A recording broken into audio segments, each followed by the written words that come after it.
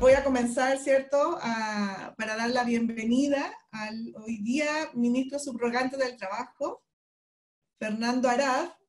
Y Fernando, nuevamente, gracias por acompañarnos y actualizarnos cada semana en todas estas implementaciones que estamos realizando. Así que todo el escenario es tuyo.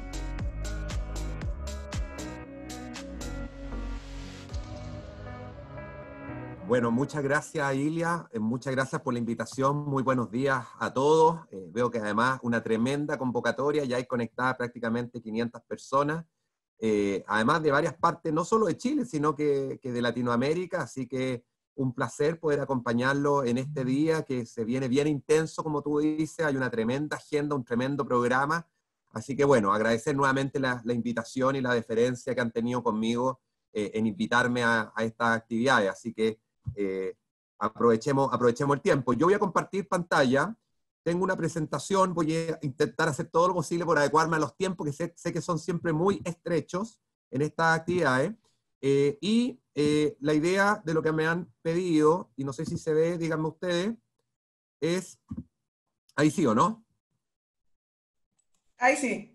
Perfecto. Perfecto. Me han pedido referirme en estos 20-25 minutos a la ley de teletrabajo y a la ley de protección del empleo, ¿ya? Que son dos leyes que nuestro país tiene, recientemente publicadas. Ambas leyes fueron publicadas en el mes de abril. La ley de teletrabajo entró en vigencia el 1 de abril, la ley de protección del empleo entró en vigencia el 6 de abril, y ambas leyes sin duda han venido a cambiar el panorama laboral en lo que dice relación con las políticas públicas. Además, veía por ahí que hay varias panelistas hombres y mujeres que nos acompañan desde Argentina, y Argentina hoy día está discutiendo una ley de teletrabajo. Tuve la oportunidad la semana pasada de estar exponiendo ahí, vía virtual, obviamente, ¿cierto? Porque están con un proyecto de ley que está en segundo trámite, y varias de las cosas que están analizando son cosas que nosotros ya resolvimos en nuestra ley y que por lo pronto pueden ser también buenas experiencias para ello. La ley de teletrabajo, antes de plantear los objetivos, yo lo he dicho de manera reiterada, creo que tenemos que distinguir el teletrabajo en tiempos de pandemia de lo que va a ser el teletrabajo post-pandemia. Sin duda que el teletrabajo en tiempos de pandemia, como cualquier actividad que realicemos, trabajo presencial, teletrabajo, cualquier actividad de la vida cotidiana, hoy día es complejo. Hoy día trabajar desde la casa con los niños sin clase, o con los niños con clase online, que tal vez incluso es más complejo. Trabajar desde la casa con poca capacitación, porque tuvimos una transición muy abrupta desde las empresas a los hogares. Trabajar desde la casa sin los espacios físicos o el equipamiento necesario, sin duda que hoy día es un tremendo desafío. Pero eso, yo siempre digo, no le achaquemos ese problema al teletrabajo. Eso es problema de la pandemia que hoy día estamos viviendo. El teletrabajo sin duda es una tremenda herramienta que nos va a hacer una ayuda. Hoy día muchos de esos trabajadores que están teletrabajando con sus virtudes y con sus defectos, están hoy día pudiendo obviamente mantener un empleo que lamentablemente, como lo decía Ilia al comienzo, a muchos compatriotas hoy día le ha sido esquivo. Estamos pasando una situación muy compleja en términos laborales, y aquellos que a lo mejor han tenido mejor suerte y que no han perdido su puesto de trabajo hoy día están con contratos suspendidos. Por lo tanto, aquellos que están teletrabajando, como vuelvo a decir, con las virtudes y con los defectos, hoy día por lo menos estamos manteniendo fuentes laborales. Sin duda que pasado este periodo de pandemia, lo que nos depara el teletrabajo es muchísimo más auspicioso. Y esto no lo decimos nosotros, esto lo dicen las distintas experiencias de aquellas empresas que ya venían teletrabajando con anterioridad a esta ley, o incluso aquellos servicios públicos que hoy día ya vienen teletrabajando hace bastante tiempo, como el INAPI, que es el Instituto Nacional de Propiedad Intelectual, o la Superintendencia de Seguridad Social. Ahora bien, el teletrabajo tiene muchísimas virtudes. Yo siempre destaco al menos tres. Es un tipo de empleo moderno, porque aprovecha esto que estamos utilizando nosotros ahora, que son las nuevas tecnologías, y las pone al servicio de las personas para mejorar su calidad de vida. Es un tipo de empleo inclusivo, porque permite que personas o que sectores que están tradicionalmente relegados al mundo del trabajo puedan incorporarse a él. Estoy pensando en jóvenes, estoy pensando en mujeres, estoy pensando en personas con discapacidad, estoy pensando en adultos mayores, y estoy pensando también en personas de regiones. Yo soy de región, y he conversado con muchísimas personas de regiones que dicen que el teletrabajo les ha abierto nuevas puertas y oportunidades. ¿Cuántas personas de regiones no tenemos que emigrar siempre a veces a las capitales regionales o a la capital nacional, Santiago, para acceder a oportunidades laborales? Hoy día con el teletrabajo, muchos de quienes nos están escuchando a lo mejor van a poder tener el trabajo que siempre han querido, sentados desde la comodidad de sus respectivas provincias o comunas. Por lo tanto, es un tipo de empleo que también ayuda a la descentralización. Y finalmente, un tipo de empleo sustentable. Es amigable con el medio ambiente, amigable con la naturaleza, nos ayuda a descontaminar las ciudades, a descongestionar, a disminuir los tiempos de traslado que hoy día no solo en las capitales nacionales, sino que en las capitales regionales y en muchas ciudades y comunas de nuestro país, hoy día viene siendo un gran factor de estrés y obviamente de gastar bastante tiempo de nuestro día en trasladarnos. La ley de teletrabajo distingue dos casos, el teletrabajo y el trabajo a distancia, no son lo mismo. Hay una relación de género-especie. El trabajo a distancia es todo el trabajo que yo realizo desde un lugar distinto al domicilio de la empresa. Pero cuando ese trabajo yo lo realizo por medios informáticos, por medios tecnológicos o por medios de telecomunicaciones, es teletrabajo. Por lo tanto, esto que estamos haciendo ahora frente a un computador podría ser o es teletrabajo, pero cuando yo trabajo desde mi casa en una actividad distinta que no supone medios tecnológicos, es trabajo a distancia. La ley que está vigente en Chile regula ambas materias. En respecto al lugar de prestación de los servicios, nuestra ley es bastante amplia y bastante flexible. Permite que las partes acuerden libremente cuál es el lugar de prestación de los servicios.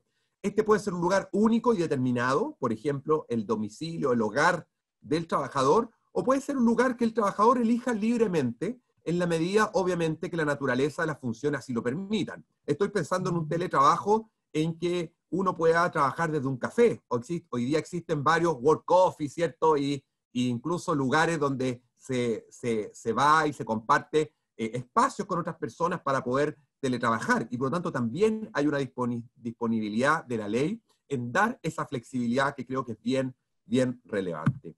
Respecto del derecho a retracto, esta es una innovación de nuestra ley. Nuestra ley de trabajo a distancia y teletrabajo tiene dos grandes derechos que yo digo que son bastante innovadores. Uno, el derecho a retracto, y el otro, el derecho a desconexión, que vamos a ver en algunos minutos. El derecho a retracto quiere decir que si las partes que tenían una modalidad de trabajo presencial deciden pasar a teletrabajo, cualquiera de ellas, de manera unilateral, dando aviso a la otra con 30 días de anticipación, va a poder retractarse y volver a la modalidad presencial. Estoy pensando en el teletrabajador que trabajaba presencial, pactó teletrabajo con su empleador y resulta que se dio cuenta que el teletrabajo no le funciona por distintos motivos, ¿cierto? Porque no se logra concentrar, porque resulta que tiene a los niños o niñitos chicos en la casa, estoy pensando en época de normalidad, ¿cierto? No en época de pandemia. Tiene niñitos chicos que no lo dejan trabajar, se desconcentra con la aspiradora, se desconcentra con la cocina porque se levanta constantemente a buscar cosas a la cocina, da lo mismo, ¿cierto? Cualquier motivo, ese trabajador podrá unilateralmente decirle a su empleador, ¿sabe qué, jefe? Quiero volver a la modalidad presencial, y el jefe no se va a poder oponer. Lo mismo al revés, si ese empleador se da cuenta que ese trabajador que era productivo, que tenía un excelente rendimiento, hoy día como teletrabajador ya no lo es tanto, ese empleador también va a poder decirle con 30 días de anticipación que vuelva a la modalidad presencial. Respecto a la jornada de trabajo, nuestra ley también da alternativas. Las partes van a poder pactar que el teletrabajador o trabajador a distancia pueda trabajar desde su hogar con jornada, es decir, con un horario fijo y determinado, y esto hoy día se puede hacer porque se pueden medir los tiempos de conexión, ¿cierto? Existen distintas aplicaciones que se instalan en los computadores y que se mide el tiempo de conexión, por lo tanto hoy día es perfectamente posible trabajar con horarios desde la casa. Todo lo que se trabaje en exceso de ese horario va a dar lugar al pago de horas extraordinarias, siempre con un límite de 2 horas extraordinarias al día, como obliga nuestra ley. Pero puede ocurrir, y me atrevo a decir que en la mayoría de los casos, que las partes acuerden trabajar desde el hogar, sin un horario fijo y determinado. Es decir, con exclusión de horario. ¿Por qué? Porque el trabajador quiere adaptar su horario de acuerdo a sus necesidades. Porque en la mañana quiere ir a dejar a los niños al colegio y por tanto no quiere estar corriendo para llegar a un horario determinado en la empresa, o porque a mediodía o después de almuerzo o antes de almuerzo quiere ir al gimnasio, o porque quiere salir a hacer deporte, o porque quiere hacer cualquier actividad particular que la persona quiera realizar. En ese caso, el trabajador va a tener exclusión de horario, no va a tener un horario fijo y determinado. El trabajador va a decidir durante el día a qué hora realiza sus funciones, pero sí la ley le da un derecho, que es el derecho a la desconexión. ¿Qué quiere decir? Este es un derecho inédito en nuestra legislación. Somos el segundo país de Latinoamérica que lo consagra. Esto ya existe en legislaciones europeas. Estoy pensando en Italia, estoy pensando en Francia y estoy pensando en Alemania, y quiere decir que si bien el trabajador tiene exclusión de horario, tiene derecho a 12 horas continuas de desconexión digital en un periodo de 24 horas, en que el empleador no puede interrumpirlo, el empleador no puede enviarle requerimientos, el empleador no puede enviarle solicitudes, ¿cierto? No son pocos los casos, y lo hemos conversado en el pasado en otros webinars que hemos tenido con la red de recursos humanos, el empleador que a las 11 o 12 de la noche le dice al trabajador, le manda un WhatsApp y le dice, no te preocupes, revisa esto mañana, pero ya el hecho que a las 11 o 12 de la noche me envíen un WhatsApp o me envíen un correo electrónico con un requerimiento, a pesar de que el empleador me diga que lo revisa al día siguiente, ya está interrumpiendo mi descanso y en consecuencia eso es lo que queremos evitar con este derecho a la desconexión. Respecto a las herramientas de trabajo, la ley es bastante clara. Las herramientas de trabajo deben ser proporcionadas por el empleador a los trabajadores, así como también el empleador debe hacerse responsable de los costos de operación, funcionamiento y mantención de los equipos de trabajo. Y aquí la pregunta recurrente y que hemos explicado bastantes veces, pero vuelvo a decirlo porque siguen habiendo dudas, por ejemplo, el pago de Internet. ¿Debe el empleador pagar Internet de teletrabajo? Sí, el empleador debe pagar el Internet del teletrabajo, pero ojo, del teletrabajo. No quiere decir que el empleador deba pagar toda la cuenta de Internet de la casa o el triple pack que pueda tener el trabajador en su hogar, porque todos sabemos que cuando uno tiene Internet en su hogar, uno usa Internet mucho más que para el solo trabajo, ¿cierto? Algunos lo usamos para ver películas o para escuchar música o para que nuestros hijos hagan las tareas y por lo tanto las partes van a tener que pactar una asignación que no es remuneración, por lo tanto no debiera ser ni imponible ni tributable, es más bien una asignación por gasto, ¿cierto? En que el empleador pacta con el trabajador cuánto es el costo de Internet. Y esta es una asignación que además va a ser variable porque va a depender. No es lo mismo el pago de la asignación de Internet a una persona que trabaja un día a la semana en teletrabajo que aquel que lo hace los 5 o 6 días de la semana, dependiendo cuál es la jornada que tenga pactada. En materia de seguridad y salud en el trabajo, muy rápidamente, la ley es bastante clara, la responsabilidad es del empleador, pero para que el empleador tenga esa responsabilidad, esto no puede ser una responsabilidad a ciegas. En consecuencia, se requiere también el compromiso de los trabajadores, primero, en permitir que el empleador fiscalice el puesto de trabajo. Esto lo va a hacer a través de su mutualidad, en que un prevencionista de riesgo va a poder ir al domicilio del trabajador y chequear que el puesto de trabajo cumple con las condiciones ergonómicas, de seguridad y de salud en el trabajo.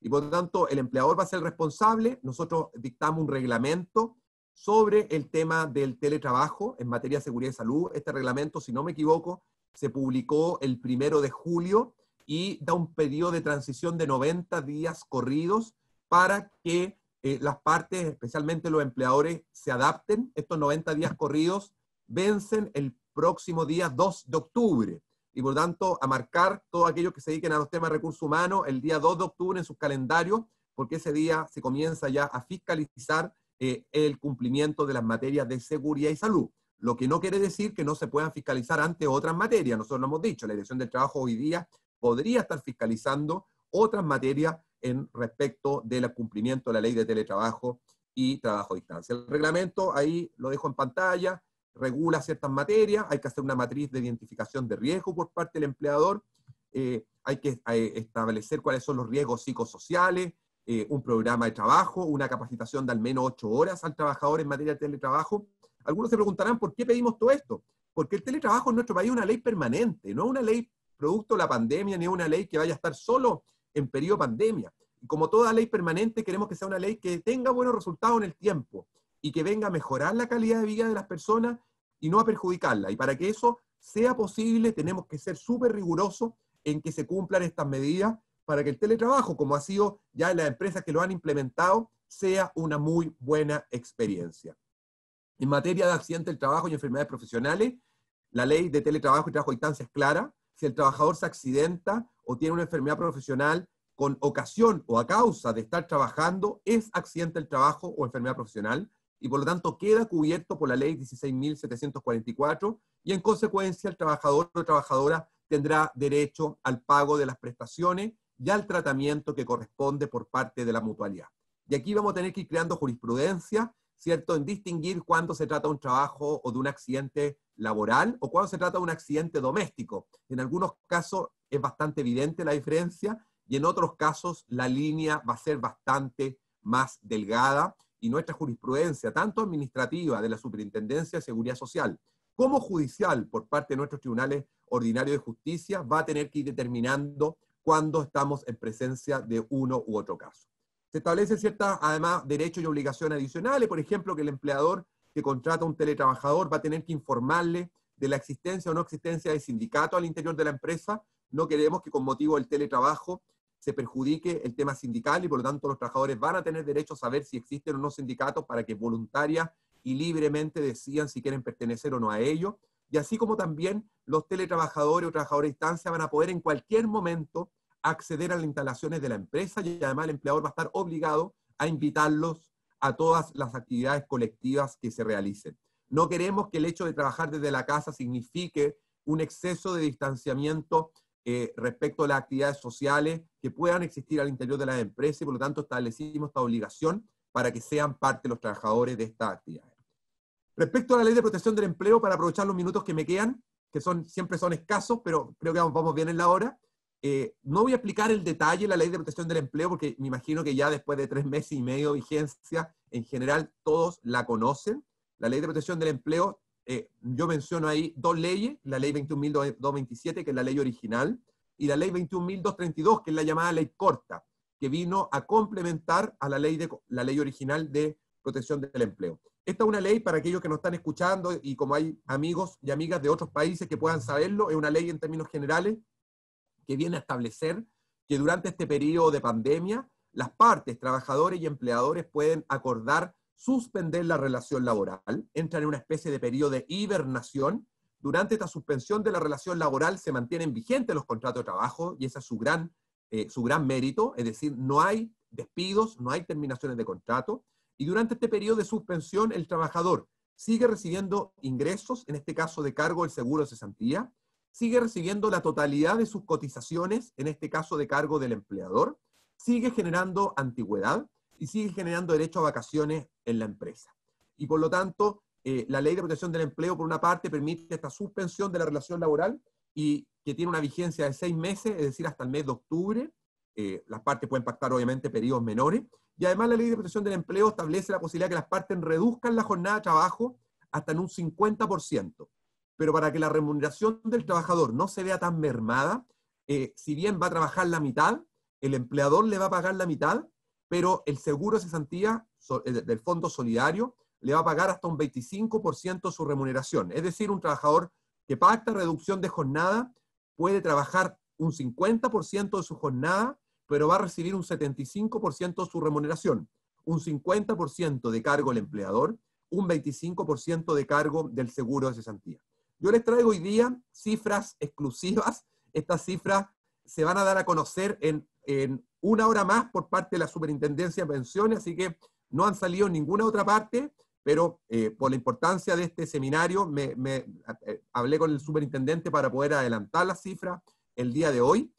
Como pueden ver, estas cifras se van a conocer ahora y están actualizadas a 3 días atrás, al 19 de julio, y nos dice que ya tenemos 112.000 empresas con contratos suspendidos. Es decir, con aplicación de la Ley de Protección del Empleo por suspensión de contratos, 112.000 empresas. Si ustedes se fijan, la gran mayoría de estas 112.000 empresas, el 77% son microempresas, es decir, empresas de menos de 10 trabajadores, de 1 a 9 trabajadores. El 95% de las empresas que usamos esta ley son MIPES, es decir, micros y pequeñas empresas, el 95%. Y el 98% son MIPYMES, es decir, micros, pequeñas y medianas. Por lo tanto, prácticamente la gran mayoría, el 98% de las 112.000 empresas que ya han utilizado la Ley de Protección del Empleo para efecto de suspensión, son MIPYME, lo cual evidentemente es una buena noticia, porque sabemos que las MIPYMES son quienes más hoy día necesitan el apoyo por parte del Estado en estas materias. Respecto de cuántos trabajadores ya hay acogido, con solicitudes aprobadas, que es el dato importante, tenemos que ya son 693.000 trabajadores. Es decir, ya tenemos casi 700.000 trabajadores acogidos a la Ley de Protección del Empleo. hay alrededor de 1.600 solicitudes en trámite, y esto es importante, hay 87.000 solicitudes rechazadas. ¿Por qué están rechazadas? Por motivos tanto administrativos como por motivos de fondo. Los motivos administrativos hoy día son menos. Cuando empezamos con la ley, el 75% de los rechazos era por motivo administrativo. El motivo administrativo es que el pacto tiene errores. Faltó la firma del trabajador, se ingresaron mal las horas de trabajo, faltaron llenar algunos de los cuadros que hay que completar, etc. Y los rechazos por motivos de fondo, que hoy día son prácticamente el 40% de los rechazos, es porque el trabajador no cumple con los requisitos. ¿Cuáles son los requisitos? Tener un mínimo de cotizaciones, ¿ya?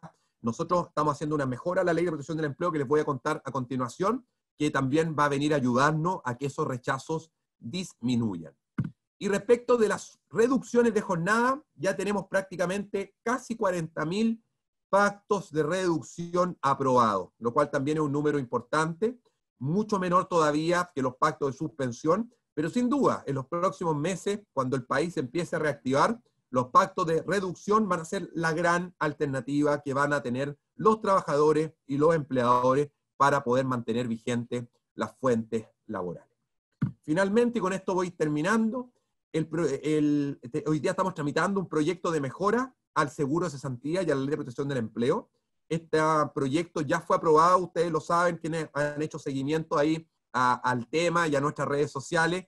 Fue aprobado esta semana por el Senado, por la Comisión de Trabajo del Senado de manera prácticamente unánime. Ahora se espera ver los próximos días en la Comisión de Hacienda. Y este proyecto, y con esto termino, tiene 3 grandes cambios. Uno, flexibiliza los requisitos del seguro de cesantía. ¿Sí? Disculpa que te interrumpa. ¿Sí? ¿Puedes, dado que igual el tiempo no nos lo permite, explicar un poquito más detalle de esto? Las preguntas, voy a aprovechar de mencionarle, dado Perfecto. que he recibido bastantes preguntas. ¿Ya? Tranquilos, porque vamos a hacer otra webinar especialmente para aclarar puntos técnicos, porque o si no tendríamos que tener 30 minutos solo para responderlas. Así que me comprometo a una próxima webinar con abogados expertos, ya tenemos todo coordinado para la próxima semana, dar estas respuestas específicas. Pero esto es nuevo, entonces quería pedirte si nos puedes explicar un poquito más. Perfecto. Vamos a ocupar el tiempo perfecto. en esto. Gracias. Okay. No, si vamos súper bien en la hora además. Me encargué de apurarme porque hay que respetar siempre el tiempo de los demás panelistas, por lo tanto, avancé bastante rápido, pero en esto nos podemos quedar un par de minutos. A ver, este proyecto ya se aprobó en la Comisión de Trabajo del Senado, hoy día se tiene que ver en la Comisión de Hacienda. Nosotros esperamos que sea ley, ojalá, antes de fin de mes, en el mejor de los escenarios, máximo principios del próximo mes, y tiene 3 grandes cambios. Uno, flexibilización de los requisitos del seguro de cesantía. Hoy día tenemos muchísimos trabajadores que están desempleados, que no pudieron acceder a la ley de protección del empleo, pero que no han podido cobrar su seguro de cesantía porque no tienen las cotizaciones que hoy día la ley exige. Hoy día la ley exige 12 cotizaciones en 24 meses para los contratos indefinidos, 6 cotizaciones en 24 meses para los contratos a plazo fijo por hora faena, y por tanto no son pocos los casos, y en redes sociales nos escriben muchísimo, de personas, de trabajadores o ex trabajadores, porque hoy día lamentablemente están desempleados, que nos dicen, a mí me dicen, subsecretario, estoy cesante, tengo plata en el seguro de cesantía, pero no tengo 12 cotizaciones, tengo 10, tengo 8, tengo 6. ¿Cómo puedo hacer para acceder?